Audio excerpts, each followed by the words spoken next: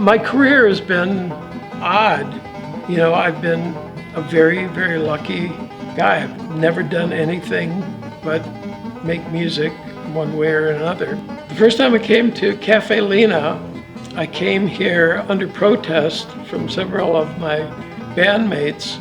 We played here in November of 1963 on a dark and dreary night when Philo Street was much scarier than it is now.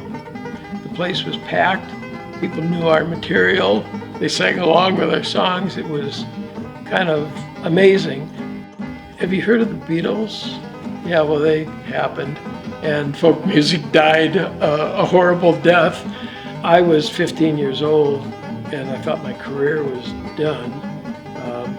I luckily had enough experience in studios that I thought that might be fun. I got sucked into being an engineer and a technical person, but I learned to love being on the other side of the glass. And you know, it actually happened pretty quickly. I knew people that had studios that let me come in the room late at night and just do whatever I wanted to do. When I started out, I was recording garage bands basically, and I moved to Los Angeles with a bunch of tapes under my arm. Again, I lucked into a gig with Joe Cocker, absolutely by accident, and it gave me legitimacy to do other things. I met some movie composers, became very good friends with Johnny Mandel and Henry Mancini, and suddenly I was in the movie business for close to 30 years, always dabbling in other stuff. Jazz is my go-to favorite. I got a call completely out of the blue one day to come work with Tony Bennett, and I went off on that adventure for 8 years. Most everybody I work with again.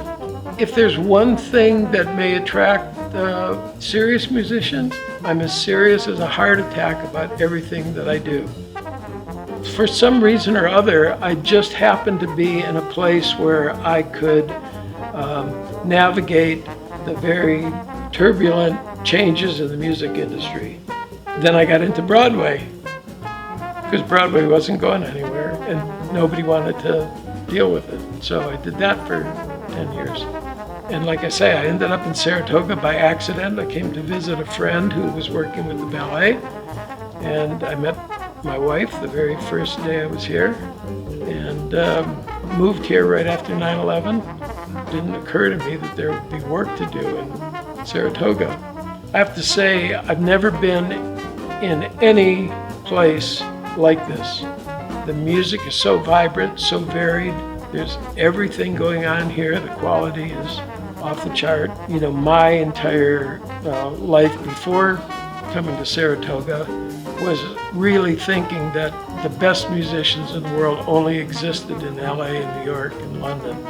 And the players I've met here could stand up to anybody anywhere.